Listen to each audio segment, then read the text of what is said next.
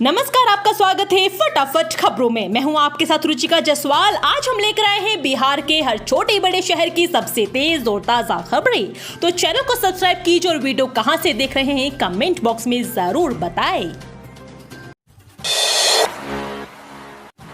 विधानसभा चुनाव के बाद के लिए जेडीयू ने बनाया प्लान बी। तेजस्वी लालू की उड़ सकती है नींद। जेडीयू का सदस्य अभियान अगले वर्ष होने वाले विधानसभा चुनाव के बाद आरंभ होगा। इस बारे में जेडीयू द्वारा चुनाव आयोग को पत्र लिखकर अनुमति मांगी जाएगी। यह व्यवस्था है कि पार्टी के सांगठनिक चुनाव के पहले सदस्यता अभियान चलाया जाता है।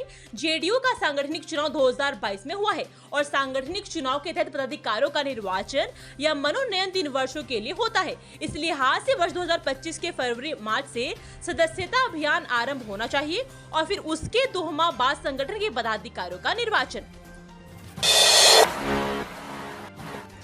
छपरा आने और जाने वाली 4 जोड़ी ट्रेनें कैंसिल। 2 से 4 सितंबर तक होगी परेशानी। 2 सितंबर से 4 सितंबर तक पश्चिमी तरफ से छपरा आने वाले एवं छपरा से खुलने वाली 4 जोड़ी ट्रेनों का परिचालन निरस्त किया गया है। रेल मंडल वाराणसी के जनसंपर्क अधिकारी अशोक कुमार ने बताया है कि परिचालनिक सुगमता के लिए गोरखपुर गोंडा खंड पर स्थित मगहर खलीलाबाद चुनेब स्टेशनों के मध्य ऑटोमेटिक सिग्नलिंग की कमीशनिंग के परिप्रेक्ष्य में नॉन इंटरलॉकिंग कार्य के कारण गाड़ियों का निरस्तीकरण, मार्ग परिवर्तन, रीशेड्यूलिंग एवं नियंत्रण, शोर्ट टर्मिनेशन, शोर्ट ओरिजिनेशन एवं ठहराव स्थगित कराने का निर्णय रेलवे प्रशासन द्वारा किया गया है। जाति विशेष पर असहयोग करने के बयान से जेडीयू ने किया किनारा। तेजस्वी के धरना प्रदर्शन पर कसा तंज। जेडीयू नेता सह मंत्री अशोक चौधरी के जाति विशेष पर असहयोग करने के बयान पर राजनीति शुरू हो गई है। इसे लेकर बिहार सरकार के वरिष्ठ कैबिनेट मंत्री श्रवण कुमार ने सरसों जिला अतिथि गृह में बात करते हुए कहा कि नीतीश कुमार ने सबके लिए काम किया है। साथ ही उन्होंने अशोक चौधरी के बयान को व्यक्तिगत बताया है। दरअसल अशोक चौधरी ने कहा था कि भूमिहारों के गांव के विकास के लिए नीतीश कुमार ने ढेर सारे कार्य किए, लेकिन लोकसभा चुनाव में इस जाति के लोगों ने उन्हें दगा दिया। मंत्री अशोक चौधरी के बयान को लेकर बिहार सरकार के ग्रामीण विकास मंत्री श्रवण कुमार ने कहा कि उनका व्यक्तिगत बयान है। उन्होंने कहा कि बीते 19 वर्षों के शासन काल में नीतीश कुमार ने सभी धर्म, सभी जाति और सभी वर्गों के लिए काम किया है। सभी लोगों ने नीतीश कुमार को समर्थन भी दिया है। उन्होंने कहा कि नीतीश कुमार की पार्टी हमेशा से समरस समाज बनाना चाहती है। उन्होंने राज्य के हर परिवार को साधन सुविधाएं पहुंचाई है। रोहतास और कैमूर में एनआईए की छापेमारी। 7 जगहों पर तलाशी के दौरान यह सामान मिली। राष्ट्रीय जांच एजेंसी ने बिहार के 2 जिलों में छापेमारी की है। एनआईए की टीम ने कैमूर और रोहतास के 7 जगहों पर छापेमारी की। टीम को कई आपत्तिजनक डिजिटल उपकरणों और दस्तावेजों को बरामद किया। टीम इस मामले में कुछ लोगों से पूछताछ भी कर रही है। बताया जा रहा है कि एनआईए को सूचना मिली थी कि भर्ती और लेवी वसूली के माध्यम से संगठन को पुनर्जीवित करने के लिए काम चल रहा है और सीपीआई कैडर के इसमें लिप्त होने की जानकारी मिली थी। इसी सूचना के आधार पर टीम ने सीपीआई माओवादी नेताओं के ठिकाने पर छापेमारी की। केंद्रीय मंत्री ने नीतीश सरकार के मंत्री को दी नसीहत। क्यों नाराज हुए जीतन राम मांझी। अशोक चौधरी के भूमिहार जाति पर दिए गए बयान पर सियासत गर्म हो गई है। मंत्री अशोक चौधरी का न सिर्फ जनता दल यूनाइटेड के अंदर विरोध होने लगा है, बल्कि जनता दल यूनाइटेड के सहयोगी दल हिंदुस्तानी आवाम मोर्चा हम के अध्यक्ष जीतन राम मांझी ने भी उनके इस बयान पर आपत्ति जाहिर की है। उन्होंने अशोक चौधरी को नसीहत देते हुए कहा कि किसी जाति विशेष पर बोलने से पहले सोच समझ ले, फिर कुछ बोले। उन्होंने कहा कि अशोक चौधरी के बयान का समर्थन नहीं किया जा सकता है। केंद्रीय मंत्री जीतन राम मांझी ने अशोक चौधरी को कहा कि राजनीति में जाति पर बोलने से परहेज करें। कार पर बीपीएससी शिक्षक का बोर्ड लगाना पड़ गया महंगा। शिक्षा विभाग की पड़ी नजर तो हो गया एक्शन। ठकराहा प्रखंड के राजकीय उच्चतर माध्यमिक विद्यालय भरपटिया स्कूल के बीपीएससी से चयनित शिक्षक राजकुमार को कार पर बीपीएससी शिक्षक का बोर्ड लगाना महंगा पड़ गया। कार पर बीपीएससी शिक्षक का बोर्ड लगा तस्वीर इंटरनेट मीडिया पर प्रचारित होने के बाद विभाग ने संज्ञान लिया है। मामले की जांच कराने के बाद स्थापना के डीपीओ योगेश कुमार ने उक्त शिक्षक को निलंबित कर दिया है। निलंबन की कार्यवाही जिला शिक्षा पदाधिकारी रजनीकांत प्रवीण के आदेश पर की गई है। उक्त शिक्षक पर मॉडल अधिनियम का उल्लंघन करने का आरोप है। बताया जाता है कि कर पर उक्त शिक्षक ने राजकुमार बीपीएससी शिक्षक प्रखंड संसाधन केंद्र ठकराहा का बोर्ड लगाया था। पटना शहर के बस मालिकों को बड़ी राहत, डीजल वाहन पर रोक 10 सितंबर तक के लिए हटी।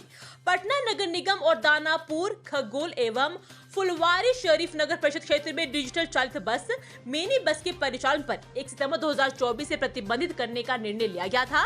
परिवहन सचिव संजय कुमार अग्रवाल ने बताया कि विभिन्न स्कूलों संगठन द्वारा प्राप्त आवेदनों पर विचार करते हुए 10 सितंबर तक कार्यवाही स्थगित करने का निर्देश संयुक्त आयुक्त सह सचिव क्षेत्रीय प्राधिकार पटना एवं जिला परिवहन पदाधिकारी पटना को दिया गया है। दुर्घटना पीड़ितों को मुआवजा देने में बीमा कंपनियों की आनाकानी, बिहार में 3.96 करोड़ के 80 दावे पेंडिंग। बिहार मोटर वाहन दुर्घटना दावा न्यायाधिकरण के आदेश के बाद भी कई बीमा कंपनियां दुर्घटना के पीड़ितों और मृतक के आश्रितों को मुआवजे का भुगतान नहीं कर रही है। हालात ऐसे कि पीड़ितों को मुआवजा राशि के लिए बीमा कंपनियों का चक्कर लगाना पड़ रहा है। करीब 16 बीमा कंपनियों पर 3.96 करोड़ की राशि के 80 मुआवजे के दावे पेंडिंग है, जो बीते 30 दिनों से लंबित है। इस मामले पर बिहार के परिवहन सचिव संजय अग्रवाल ने शुक्रवार को सड़क यातायात दुर्घटनाओं के पीड़ितों या उनके रिश्तेदारों के बीमा के दावों को भुगतान में देने की समीक्षा की। अग्रवाल ने कहा कि 72.5 लाख रुपए की राशि के 16 मुआवजे के दावे Tata AIG general insurance company limited के पास लंबित है, जो सबसे बड़े डिफॉल्टरों में से एक है। नेशनल इंश्योरेंस कंपनी लिमिटेड के पास 53.5 लाख रुपए की राशि के 12 मामले लंबित है। ICICI लोम्बार्ड जनरल इंश्योरेंस के पास 57.5 लाख रुपए की राशि के 10 मुआवजे के दावे लंबित है। इस जंगल से 10 किलो का 3 प्रेशर IED बरामद, सुरक्षा बलों के खिलाफ नक्सलियों ने रची थी बड़ी साजिश। बिहार के गया जिले में सबसे बड़ी खबर सामने आ रही है। सुरक्षा बलों ने नक्सलियों के मंसूबे को नाकाम कर दिया। दरअसल शनिवार को सुरक्षा बल नक्सल इलाकों में सर्च ऑपरेशन चलाया जा रहा था। इसी दौरान सुरक्षा बलों ने गया जिले के पचरुखिया के जंगलों से 3 प्रेशर IED बम बरामद किया है। IED बम बरामद होने के बाद सुरक्षा बलों के साथ साथ बिहार पुलिस पूरे इलाके में सर्च ऑपरेशन को तेज कर दी है। मिली जानकारी के मुताबिक गया जिले के अति नक्सल प्रभावित इलाका गया औरंगाबाद डुमरिया के सीमा पर स्थित पंचरुखिया के जंगल सुरक्षा बलों ने 10 kg का 3 शक्तिशाली प्रेशर IED बरामद किया है। नक्सलियों सुरक्षा बलों के जवानों को नुकसान पहुंचाने के लिए प्रेशर IED जंगलों के रास्ते में प्लांट किया था। हालांकि समझते सुरक्षा बलों ने नक्सलियों की मंसूबे पर पानी फेर दिया। विगत कुछ दिन पहले भी पचरुखिया के जंगलों सुरक्षा बलों ने 12 प्रेशर IED को बरामद किया था। इसके बाद सुरक्षा बलों द्वारा उक्त इलाके में लगातार सर्च अभियान चला रहे हैं। गया में डेंगू के बाद डायरिया का कहर, 2 मासूमों की मौत, 17 अब भी अस्पताल में भर्ती। डेंगू के बाद अब डायरिया ने गया जिले के लोगों की चिंता बढ़ा दी है।